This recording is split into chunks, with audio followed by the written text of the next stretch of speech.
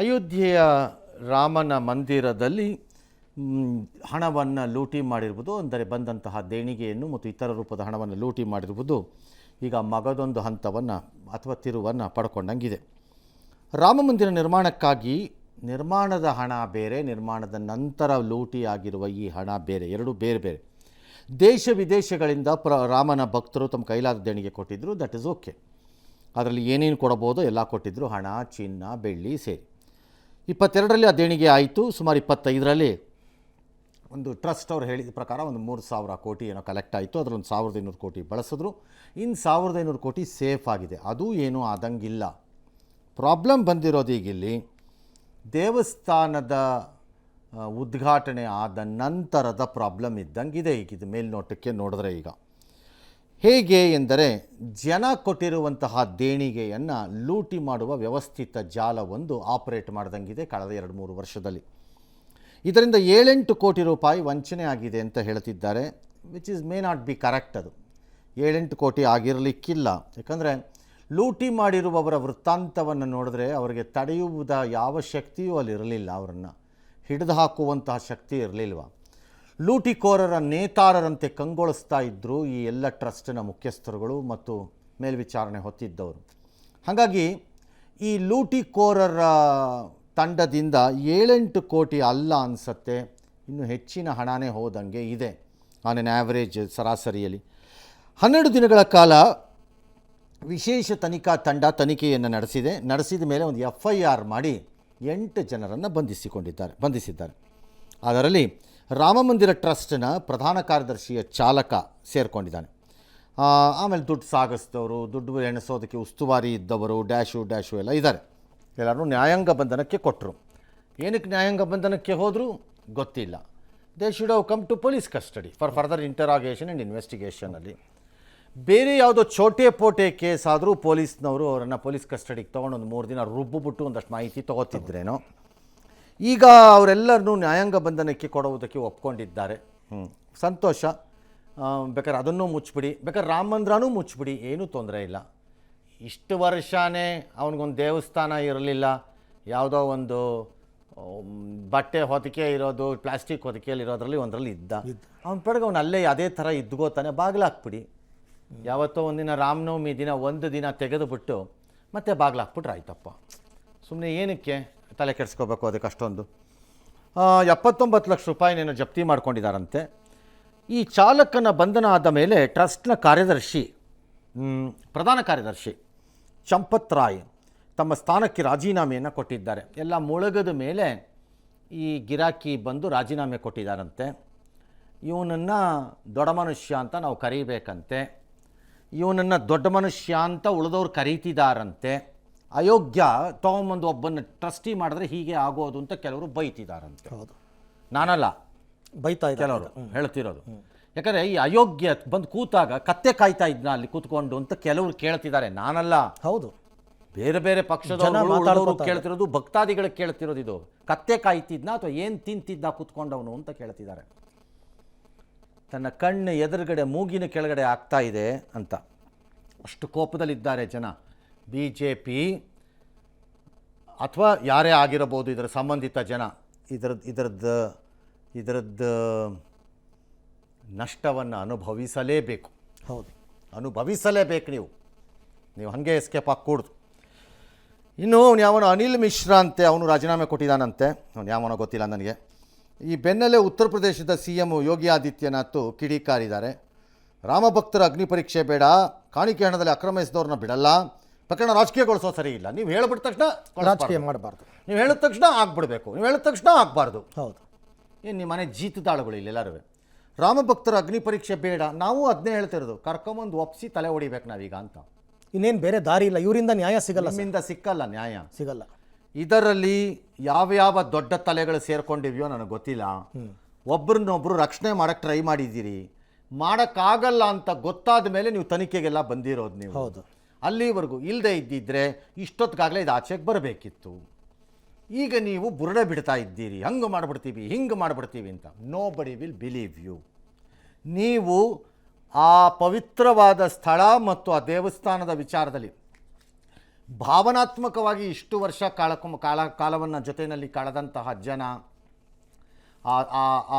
ಆ ನಂಬಿಕೆಯನ್ನು ನಿಮ್ಮ ಮೇಲೆ ಕಳ್ಕೊಂಡಿದ್ದಾರೆ, ಆ ದೇವಸ್ಥಾನದ ಮೇಲಲ್ಲ, ಇವ್ರುಗಳ ಮೇಲೆ, ನಿಮ್ಮ ಮೇಲೆ ಕಳ್ಕೊಂಡಿದ್ದಾರೆ. ಹಾಗಾಗಿ ನೀವು ಯಾರೂ ಇರ್ಕೂಡ್ದು. ಹೌದು, ನೀವು ಯಾರೂ ಇರ್ಕೂಡ್ದು. ಈ ಡೈರೆಕ್ಟಾಗಿ ಉತ್ತರ ಪ್ರದೇಶ ಸರ್ಕಾರನೇ ಇದಕ್ಕೆ ಕಾರಣ ಆಗಲ್ವಾ ಸರ್? ಇಲ್ಲ, ಸರ್ಕಾರ ಕಾರಣ ಆಗತ್ತೆ ಅಂತ ನಾನು ಹೇಳೋಕ್ಕಾಗಲ್ಲ. ಯಾಕಂದರೆ ಈಗ ಸರ್ಕಾರ ನಾಮಿನೇಟ್ ಮಾಡಿರೋದು ಅಲ್ಲ, ಅಥವಾ ಸರ್ಕಾರ ಇದರಲ್ಲಿ ಇನ್ವಾಲ್ವ್ ಆಗಕ್ಕೆ ಹೋಗಿಲ್ಲ. ಆ ಟ್ರಸ್ಟ್ ಈಗ ಫಾರ್ ಎಕ್ಸಾಂಪಲ್ ಯಾರನ್ನೋ ಸರ್ಕಾರ ಅಲ್ಲಿ ಅಪಾಯಿಂಟ್ ಮಾಡಿತ್ತು ಅನ್ನೋದಾದರೆ ಪ್ರಶ್ನೆ ಬೇರೆ ಅದು. ಹಾಗಾಗಿ ಸರ್ಕಾರಕ್ಕೋದಕ್ಕೂ ಸಂಬಂಧ ಇದೆ ಅಂತ ನಾನು ಹೇಳ್ತಿಲ್ಲ. ಆದರೆ ಸರ್ಕಾರದಲ್ಲಿದ್ದವರಿಗೆ ಇದು ಗೊತ್ತಿತ್ತು ಅಂತ ನಾನು ಹೇಳ್ತೀನಿ. ಇದು ಗೊತ್ತಿತ್ತು, ಆದರೆ ತಡೆಯಕ್ಕೆ ಟ್ರೈ ಮಾಡಿದ್ದೀರಿ, ತಡೆಯೋಕ್ಕಾಗಿಲ್ಲ, ಅಷ್ಟೇ ಆಚೆ ಬಂದಿದೆ ಅಂತ ಹೇಳ್ತೀನಿ. ಇದು ಯಾವುದೋ ಹಂತದಲ್ಲಿ ನಿನ್ನೆ ಮೊನ್ನೆ ಇದು ಬೆಳಕಿಗೆ ಬಂದಿರೋದಲ್ಲ. ತಡೆಯಕ್ಕೆ ಪ್ರಯತ್ನ ಪಟ್ಟಿದ್ದಾರೆ, ಮಾಡಿದ್ದಾರೆ, ಆಗಿಲ್ಲ, ಅಷ್ಟೇನೇನೆ. ಲೂಟಿಕೋರರು ಕಚಡಗಳನ್ನು ಬೆಳೆಯೋಕ್ಕೆ ಮತ್ತು ಬದುಕಲಿಕ್ಕೆ ಬಿಟ್ಟಂತಹ ಎಲ್ಲ ದುಷ್ಟರಿಗೆ ಬುರುಡೆ ಒಡೆದಾಕಿ ರಕ್ತ ಅಂತ ತೊಗೊಂಡೋಗಿ ಸುರಿಬೇಕು ಎಲ್ಲರೂ ಒಂದು ಕಡೆ ಚರಂಡಿ ಒಳಕ್ಕೆ. ಅಷ್ಟು ಮಾಡಬೇಕು ಇವ್ರುಗಳಿಗೆ, ಕಚಡಗಳನ್ನು ತೊಗೊಂಬಂತು. ಅಲ್ಲ ಸರ್, ಈಗ ಅಯೋಧ್ಯೆಯಲ್ಲಿ BJP MP ಆಯ್ಕೆ ಆಗಲಿಲ್ಲ, SP MPಗೆ ಆಯ್ಕೆ ಆಗಿದ್ದು ಅವರೇ ಇದನ್ನು ಫಸ್ಟು ಜಗತ್ತಿಗೆ ಪರಿಚಯಿಸಿದ್ದು. ಹಿಂಗೆ ಆಗ್ತಾ ಇದೆ ನೋಡಿ ನೋಡಿ ನೋಡಿ ನೋಡಿ ಎಷ್ಟೋ ಬಡ್ಕೊಂಡ್ಮೇಲೆ ಆಮೇಲಿಂದ ಸರ್ಕಾರ ಇದ್ರ ಬಗ್ಗೆ ಎಚ್ಚೆತ್ಕೊಂಡಿದ್ದು, ಆಮೇಲೆ ಇದು ಮಾಡೋಣ ಅಂತಂದ್ಬಿಟ್ಟು. ಅದನ್ನೇ ಹೇಳ್ತಿರೋದು ನಾನು. BJP ತಾನು ಹೇಳಿದ ಕೂಡಲೇ ಯಾವುದೋ ಒಂದು ರಾಜಕೀಯ ಲಾಭ ಬಂದ್ಬಿಡ್ಬೇಕು, ಜನ ಒಪ್ಕೊಂಡ್ಬಿಡ್ಬೇಕು. ತಾನು ಹೇಳಿದ ಕೂಡಲೇ ಅದು ರಾಜಕೀಯ ಅಲ್ಲ ಅಂತ ದೂರ ಬಂದ್ಬಿಡಬೇಕು ಅನ್ನೋ ಭ್ರಮೆಯಿಂದ ಹೊರಕ್ಕೆ ಬನ್ನಿ. ಶ್ರೀರಾಮನ ಮೇಲಿನ ನಂಬಿಕೆ ಮತ್ತು ವಿಶ್ವಾಸ ಭಾರತೀಯ ಜನತಾ ಪಕ್ಷ ಹುಟ್ಟುವುದಕ್ಕಿಂತ ಮೊದಲು ಹಿಂದೂಗಳಿಗಿದೆ. ಖಂಡಿತ ನಿಮ್ಮಿಂದ ಬಂದಿರೋದಲ್ಲ. ನೀವು ಬಂದು ನಮಗೆ ರಾಮನಲ್ಲಿರುವಂತಹ ವಿಶ್ವಾಸವನ್ನು ನಂಬಿಕೆಯನ್ನು ತಂದುಕೊಟ್ಟಿದ್ದೀರಿ ಅನ್ನೋ ಭ್ರಮೆಯಲ್ಲಿ ಬದುಕಬೇಡಿ. ನೀವು ಅದರ ಬೆನಿಫಿಷಿಯರಿಗಳು, ಫಲಾನುಭವಿಗಳು. ನೀವು ಅಷ್ಟೇ ನೀವು ಅದರ ಲಾಭವನ್ನು ಪಡೆದುಕೊಂಡಿರುವಂತಹ ದುರುಳರು ಮತ್ತು ದುಷ್ಟರು ಅಂತ ಕರಿಬೇಕಾಗಿ ಬರುತ್ತೀಗ ನಾವು. ನೀವು ಆ ದುಷ್ಟರು ಲಾಭ ಪಡ್ಕೊಂಡಿರೋರು, ಜನರಲ್ಲ. ಜನ ನೀವು ಹುಟ್ಟಕ್ಕೆ ಮೊದಲು ಈ ನಂಬಿಕೆ ಲಾಭ ಇಟ್ಕೊಂಡಿದ್ದವರು. ಖಂಡಿತ. ನೀವು ಅದಕ್ಕೇನು ದೊಡ್ಡ ಹೋರಾಟ ಮಾಡಿಬಿಟ್ಟು ಬಂದ್ಬಿಟ್ಟಿಲ್ಲ. ಜನ ನಿಮ್ಗೆ ಹೋರಾಟ ಮಾಡಿದ್ದಕ್ಕೆ ಕೊಡಬೇಕಾದ ಕಾಣಿಕೆಯನ್ನು, ಗೌರವವನ್ನು, ಋಣವನ್ನು ತೀರಿಸಿದ್ದಾರೆ. ಮರಿಬೇಡಿ ನಿಮ್ಮ ಜೀವನದಲ್ಲಿ ನೀವುಗಳು. ಅಯೋಗ್ಯರು ತಗೊಂಬಂದುಬಿಟ್ಟು ಅಯೋಧ್ಯೆಯಂತಹ ಒಂದು ದೇವಸ್ಥಾನವನ್ನು ಹೇಗೆ ನಡೆಸಬೇಕು ಅಂತ ಗೊತ್ತಿಲ್ಲದೆ ಇದ್ಮೇಲೆ ಯಾವ ಸುಖಕ್ಕಿದ್ದೀರಿ ನೀವೆಲ್ಲ ರಾಕ್ಷಸರುಗಳು? ಯಾಕೆ ಸುಖಕ್ಕಿದ್ದೀರಿ? ಯಾವುದೋ ಚಿಲ್ಲರೆ ವ್ಯವಹಾರ ಆದರೆ ಬೇರೆ ವಿಚಾರ. ನಾಚಿಕೆ ಬೇಡ ನಿಮ್ಗೆ, ಮಾನ ಮರ್ಯಾದೆ. ರಾಜೀನಾಮೆ ಕೊಟ್ಟು ಮನೆಗೆ ಹೋಗ್ಬೇಕು ಎಲ್ಲರೂ, ಒಬ್ಬರು ಇರ್ಕೂಡ್ದು. ಸೋಲ್ಬೇಕು ನೀವುಗಳು. ಹೌದು, ನೀವು ಸೋಲ್ಬೇಕು. ಜನ ನಿಮಗೆ ತಪರಾಕಿ ಹೊಡೆದ ಪಾಠ ಕಲಿಸ್ಬೇಕು. ನನ್ನ ಪ್ರಕಾರದಲ್ಲಿ ಈ ವಿಚಾರದಲ್ಲಿ ಯಾರೋ ಎಕ್ಸೋ ವೈಯೋ ಜೆಡ್ಡೋ ತೊಗೊಂಡಿದ್ದಾರೆ ದುಡ್ಡು ಅಂತ ನಾನು ಹೇಳ್ತಿಲ್ಲ. ಜವಾಬ್ದಾರಿ ಯಾರು ತೊಗೋಬೇಕಾಗಾರೆ? ಏನು ಕತ್ತೆ ಕಾಯ್ತಾ ಇದ್ರ ಎಲ್ಲರೂ ಇಷ್ಟು ದಿನ? ಇದು ನಿನ್ನೆ ಮೊನ್ನೆ ಬಂದಿರೋಕ್ಕೆ ಸಾಧ್ಯನೇ ಇಲ್ಲ. ತುಂಬಾ ದಿನದಿಂದ ಬಂದಿದೆ. ಖಂಡಿತ ಪಿಸು ಪಿಸು ಮಾತುಗಳು ಕೇಳ ಬಂದಿದೆ. ಹೌದು, ತಕ್ಷಣ ಅಲರ್ಟ್ ಆಗಿಲ್ಲ, ಯಾರೂ ಮಾಡಿಲ್ಲ. ಅವನು ಯಾವನು ಚಂಪಕ್ರಾಯ್ ಅಂತೆ, ಅವನು ದುರುಳ ದುಷ್ಟ. ವಯಸ್ಸಾಗಿದೆ ಅಂತ ಮರ್ಯಾದೆ ಕೊಡಬೇಕಷ್ಟೇ, ಇಲ್ದಿರೋದು ಅಲ್ಲೇ ಗೋಡೆ ತಲೆ ಜಜ್ಜಿಬಿಡ್ಬೋದಾಗಿತ್ತು. ತೊಗೊಂಡೋಗಿ ಅಯೋಗ್ಯರನ್ನೆಲ್ಲ ತೊಗೊಂಬಂದು ಮಾಡಿಟ್ಟಿದ್ದಾರೆ ಟ್ರಸ್ಟಲ್ಲಿ ಕಚಡಗಳನ್ನು. ಇಡೀ ದೇಶ ಇದಕ್ಕೆ ದುಡ್ಡು ಕೊಟ್ಟು, ಇಡೀ ದೇಶ ಇದಕ್ಕೆ ರಕ್ತವನ್ನು ಕೊಟ್ಟಿದೆ ಈ ದೇವಸ್ಥಾನಕ್ಕೆ. ಬರೀ ನಿಮಗೆ ಬೇಕಾಗಿದ್ದಂತಹ ದರೋಡೆಕೋರನ್ನ ಅಪಾಯಿಂಟ್ ಮಾಡೋಕ್ಕೆ ಜಾಗ ಕೊಟ್ಟವನು ಯಾವನ್ರಿ ಅವನು? ಯಾವನವನು ಈ ಟ್ರಸ್ಟ್ಗೆ? ಬರೀ ಉತ್ತರ ಪ್ರದೇಶ ಅಯೋಧ್ಯೆಯ ನಾಗರಿಕರು ಜನ ಮಾತ್ರ ಈ ಟ್ರಸ್ಟಿಯ ಉಸ್ತುವಾರಿಗಳ. ಹಾಗಾದರೆ ಯಾಕೆ ಅವ್ರವರೇ ಸೇರ್ಕೊಂಡ್ರಲ್ಲಿ ಒಳಕ್ಕೆ? ಯಾಕೆ ಅವ್ರಿಗೆ ಅಧಿಕಾರವನ್ನು ಕೊಟ್ರಿ ನೀವು? ಇದನ್ನೆಲ್ಲ ನೋಡ್ಕೊಂಡು ಯಾಕೆ ಸುಮ್ಮನೆ ಕೂತಿದ್ದ ಅವನು? ಯಾವನ ಲಫಂಗ ಅವನು? ಟ್ರಸ್ಟಿ ಅಂತೆ, ಟ್ರಸ್ಟಿ ಅವನು. ನಾನು ಕೇಳ್ತೀನಿ, ಪಾದರಕ್ಷೆನಲ್ಲಿರೋ ಸರ್ಕಲಲ್ಲಿ ನಿಲ್ಸಿ ಹೊಡಿಬೇಕು ಇವನಿಗೆ. ಇವ್ರುಗಳಿಗೆಲ್ಲ ಬಿಡ್ಕೊಡ್ದು ಇವ್ರನ್ನ. ಎಸ್, ಸಾಂಪ್ರದಾಯಿಕ ರೆಸಿಪಿ, ಮತ್ತಷ್ಟು ಬೇಕೆನಿಸುವ ರುಚಿ. ಕೋಡುಬಳೆ ಅಂದ್ರೆ ಅಡುಕಲೆ. ಇನ್ನು ಟ್ರಸ್ಟ್ ದೇಣಿಗೆ ಎಣಿಕೆಯ ಜವಾಬ್ದಾರಿಯನ್ನು ಸ್ಟೇಟ್ ಬ್ಯಾಂಕ್ ಆಫ್ ಇಂಡಿಯಾ ಬ್ಯಾಂಕ್ಗೆ ನೀಡಲಾಗಿತ್ತು. ಎಣಿಕಾ ಕಾರ್ಯವನ್ನು ಖಾಸಗಿ ಏಜೆನ್ಸಿಗೆ SBI ಹೊರಗುತ್ತಿಗೆ ಕೊಟ್ಟಿತ್ತು. ಈ ಖಾಸಗಿ ಏಜೆನ್ಸಿ ಮೂಲಕ ಎಣಿಕಾ ಕಾರ್ಯಕ್ಕೆ ಆರೋಪಿಗಳು ಸೇರ್ಕೋತಾರೆ. ಅದು ಏನೋ ಶಿಫಾರಸ್ಸು ಮೂಲಕ ಹಣ ಎಣಿಕೆ ಸಿಬ್ಬಂದಿ ನಿಯೋಜನೆ ಆಗ್ತಾರೆ. ಯಾರಿಗೂ ತಪಾಸಣೆ ಮಾಡ್ತಿರಲಿಲ್ಲ. ತಪಾಸಣೆ ಇಲ್ಲದೆ ಇರೋದು ಇವರಿಗೆಲ್ಲ ವರದಾನವಾಗಿತ್ತು. ಸೊ ರಾಮನ ದೇಣಿಗೆ ಕದ್ದ, ಸುಳ್ಳು ಲೆಕ್ಕ ಕೊಟ್ಟ 8 ಜನರ ಬಂಧನ ಆಗಿದೆ. ಅಧಿಕೃತವಾಗಿ ದೇಣಿಗೆ ಪುಸ್ತಕದಲ್ಲಿ ದಾಖಲಿಸುವ ಮುನ್ನ ಡೊನೇಷನ್ ಬಾಕ್ಸ್ಗಳಿಂದನೇ ಹಣ ಲೂಟಿ ಮಾಡಿಬಿಟ್ಟಿದ್ದಾರೆ. ಹಾಗಾದರೆ ಯಾರ್ಯಾರ ಪಾತ್ರ ಏನೇನು, ಯಾರ್ಯಾರು ಈಗ ಅರೆಸ್ಟ್ ಆಗಿದ್ದಾರೆ? ಅವನು ಯಾವನು? ರಾಮಶಂಕರ ಯಾದವ್ ಅಂತೆ. ನೋಡಿ, ಇದನ್ನೇ ನಾನು ಹೇಳಿದ್ದು. ಈ ಟ್ರಸ್ಟಿನಲ್ಲಿ ಕೆಲಸ ಮಾಡೋರು ಅಥವಾ ಟ್ರಸ್ಟಿಗಳು ಬೇರೆ ಬೇರೆಯವರು ಇದ್ದಾರೆ, ಸ್ವಲ್ಪ ಇಲ್ಲ ಅಂತಿಲ್ಲ. ಎಲ್ಲ ಬರೀ ಉತ್ತರ ಭಾರತದ ಡಾಮಿನೇಷನ್ಗಳು. ನಿಜ, ಎಲ್ಲ ಅವ್ರದ್ದೇ. ದಕ್ಷಿಣ ಭಾರತದವ್ರು ಏನಕ್ಕೆ ಮಾಡಬೇಕು ನಾನು ಅಂತ ಕೇಳೋದು. ಇದನ್ನೇ ನಾವು ಕೇಳ್ತಿರೋದು ಪದೇ ಪದೇ. ನಿಮ್ಮ ಉತ್ತರ ಭಾರತದಿಂದ ನಮಗಾಗಿರೋ ಲಾಭ ಏನು? ಇನ್ನು ನಮ್ಮನ್ನು ಹೀರಿದಾರೆ ಅಷ್ಟೇ. ಹೇಳಿ. ನಮ್ಮ ರಕ್ತ ಹೀರಿದ್ದೀರೇ ಹೊರತು ನೀವು ನಿಮ್ಮಿಂದ ನಮಗಾಗಿರೋ ಲಾಭ ಏನು? ಖಂಡಿತ ಏನೂ ಇಲ್ಲ. ಏನು ಹೇಳಿ? ಬೊಗಳ್ರಲ್ಲೇ ಕಚಡಗಳ ಅಂತ ಯಾವನಾರು ಒಬ್ಬ ಕೇಳಬೇಕು, ಅವನನ್ನು ಬೊಗಳ್ರೋ ಇಡಿಯಟ್ಗಳ ಅಂತ ಕೇಳಬೇಕು ಅವನನ್ನು. ಏನು ಲಾಭ ನಮಗೆ? ಎಲ್ಲ ಅಲ್ಲಲ್ಲಿಯ ಡಾಮಿನೇಷನ್. ಅವನು ಯಾವನೋ ಟ್ರಸ್ಟ್ನ ಪ್ರಧಾನ ಕಾರ್ಯದರ್ಶಿ ಚಂಪತ್ ರಾಯ್ ಅಂತೆ, ಅವನು ಕಾರ್ ಡ್ರೈವರ್ ಅಂತೆ. ಇವನು ಯಾವನೋ ರಾಮಶಂಕರ ಯಾದವ್ ಅಂತ. ಇವನಿಗೆ ದೇಣಿಗೆ ಎನಿಸೋ ಕೆಲಸ ಅಂತೆ. ಹುಂಡಿ ಮತ್ತು ಕಾಣಿಕೆ ಡಬ್ಬಿಯ ಕೀ ಅವನ ಹತ್ರ ಇತ್ತಂತೆ. ಅವನು ಯಾವನೋ ಟನ್ನು ಯಾದವ್ ಯಾವನೋ ಒಬ್ಬ ಕಚಡ ಕೈಯಲ್ಲಿ ಇತ್ತಂತೆ. ಈ ಟ್ರಸ್ಟಿ ಅಯೋಗ್ಯತನಕ್ಕೆ ಮ್ಯಾನೇಜ್ ಮಾಡೋಕ್ಕಾಗದೇ ಇದ್ದರೆ ಉಪ್ಪಿನಕಾಯಿ ತಿನ್ನಕ್ಕೆ ಟ್ರಸ್ಟಿ ಆದನಂತ ಅವನು. ಸ್ಕೂಲ್ ಮಕ್ಕಳು, ಹೈಸ್ಕೂಲ್ ಮಗು ನಿಭಾಯಿಸ್ತಿದ್ದನ್ನು. ಹೌದು, ಹೈಸ್ಕೂಲ್ ಮಗು, ಸ್ವಲ್ಪ ಬುದ್ಧಿ ಇರೋ ಹೈಸ್ಕೂಲ್ ಮಗು ನಿಭಾಯಿಸ್ಬೋದಾಗಿತ್ತಿದ್ದನ್ನು. ಏನಿದ್ರಲ್ಲಿ ರಾಕೆಟ್ ಸೈನ್ಸ್ ಇದೆಯಾ? ಏನಿದೆ ಇದರಲ್ಲಿ ಭಾಳ ದೊಡ್ಡದು? He is a culprit, arrest that idiot. ಯಾವನ್ನ ಟ್ರಸ್ಟಿ ಅವನು ಯಾವನ್ ಚಂಪಕ್ರಾಯ್, ಅವನನ್ನು ಫಸ್ಟ್ ಅರೆಸ್ಟ್ ಮಾಡಿ. ಈ ಡ್ರಾಮಾ ಸ್ಟಾಪ್ ಮಾಡಿ. ಯಾರೋ ಕ್ರಿಮಿಗಳು, ಹುಳುಗಳು, ಸೊಳ್ಳೆಗಳನ್ನು ಕರ್ಕೊಂಬರಬೇಡಿ ಇಲ್ಲಿ ನಮ್ಮ ಜನರ ಮುಂದೆ. ಅರೆಸ್ಟ್ ದಿಸ್ ಇಡಿಯಟ್ ಆ್ಯಂಡ್ ಫೂಲನ್ನು ಫಸ್ಟು. ಈ 8 ಜನನು ಅಂತವ್ರೆ, ಅವರೇ ಎಲ್ಲ ಕ್ರಿಮಿಗಳವು, ಅವು ಬರೀ ಸೊಳ್ಳೆಗಳವು. Arrest this fellows. ಬುರುಡೆ ಕೆತ್ತಬೇಕು ಹಿಡ್ಕೊಂಡು ಒಬ್ಬೊಬ್ಬನಿಗೂ ಕಚಡಗಳು ತೊಗೊಂಬಂದು. ಅವನು ಆ ರಾಮಶಂಕರ್ ಯಾದವ್ ಆಯ್ತು, ಅಲ್ಲಿ ಅಷ್ಟಿನ್ನೂ ಯಾದವ್ ಒಂದಾಯ್ತು. ಅವನು ಕೀ ಕೊಟ್ಟಿದ್ರು. ಅವನು ಇನ್ಯಾವನ ರಾಮಶಂಕರ ಮಿಶ್ರಾ ಅಂತೆ. ಹಣ ದೇಣಿಗೆ ಎಣಿಕೆ ಉಸ್ತುವಾರಿ ಅಂತೆ ಇವನು. ಹಣ ಎಣಿಕೆಯಲ್ಲಿ ಅವನ ಪುತ್ರ ಅಳಿಯನಿಗೆ ಸ್ಥಾನ ಅಂತೆ. ಅವ್ರಿಗೆ ಕೆಲಸಕ್ಕೆ ತಗೊಂಡು ಏನು ಮಾಡ್ತಿದ್ದ ಇವನು ಚಂಪಕ್ರಾಯಿ? ಕತೆ ಕಾಯ್ತಾ ಇದ್ನಂತ. ಅಳಿಯ ಮಕ್ಕಳು, ಮೊಮ್ಮಕ್ಕಳು, ಮರಿಮಕ್ಕಳೆಲ್ಲ ಅಲ್ಲಿ ಜಾಬಕ್ಕೆ ತಂದಾಗ ಏನು ನಿಮ್ಮ ಅಪ್ಪನ ಮನೆ, ತಾತನ ಮನೆ ಆಸ್ತಿನೇನೆಯ ಅದು? ಪ್ರೈವೇಟ್ ಪ್ರಾಪರ್ಟಿ ಥರ ನಡೆಸಿದೀಯಲ್ಲ, ನಿಮ್ಮ ತಾತನ ಮನೆ ಆಸ್ತಿನ ಅದು? ಕಾಚಡ ತಗೊಂಬಂದು. ಅನುಕಲ್ಪ ಮಿಶ್ರಾ ಅಂತೆ, ರಾಮಶಂಕರ ಮಿಶ್ರಾನ ಪುತ್ರ. ಇನ್ನೊಬ್ಬ ಅದೇ ಈಗ ಮೇಲ್ಗಡೆ ಇದ್ದಲ್ಲ ಅವನೇ ಮಗ.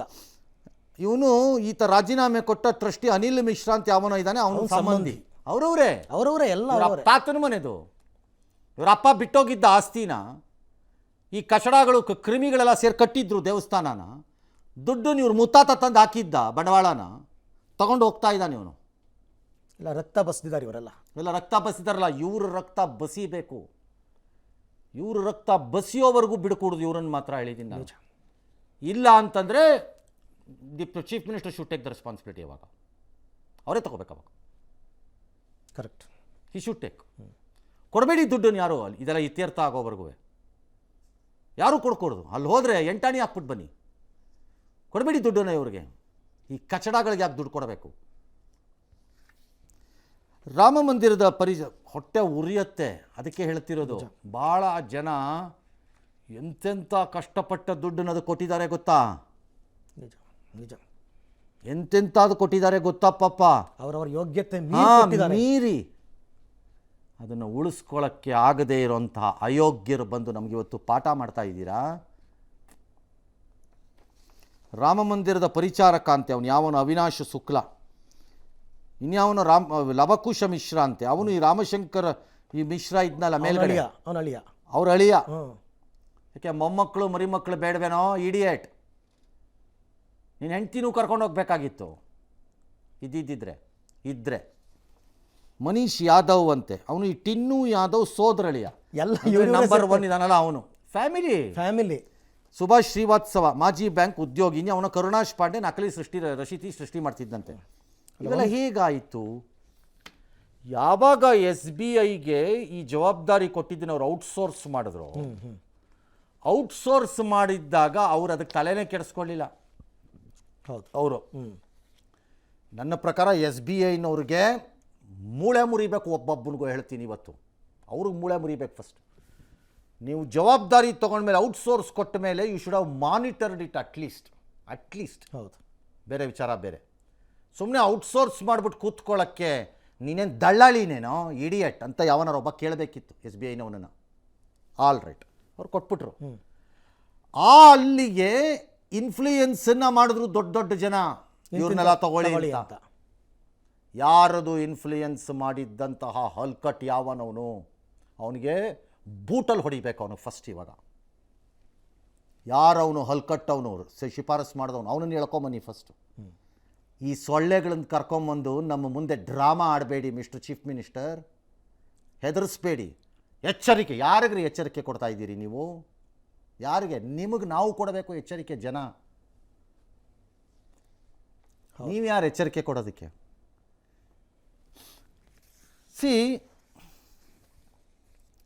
ಹಾಂ ಹೇಳಿ, ಮುಂದಕ್ಕೆ ಹೋಗೋಣ. ಈಗ ಅಯೋಧ್ಯೆ ರಾಮ ಮಂದಿರ ಲೂಟಿ ಕೇಸಲ್ಲಿ ಈಗ 8 ಜನ ಬಂಧನ ಆಗಿದೆ. ಅವರಿಬ್ಬರು ರಾಜೀನಾಮೆ ಕೊಟ್ಟಿದ್ದಾರೆ, ಚಂಪತ್ ರಾಯ್ ಮತ್ತು ಮಿಶ್ರಾ.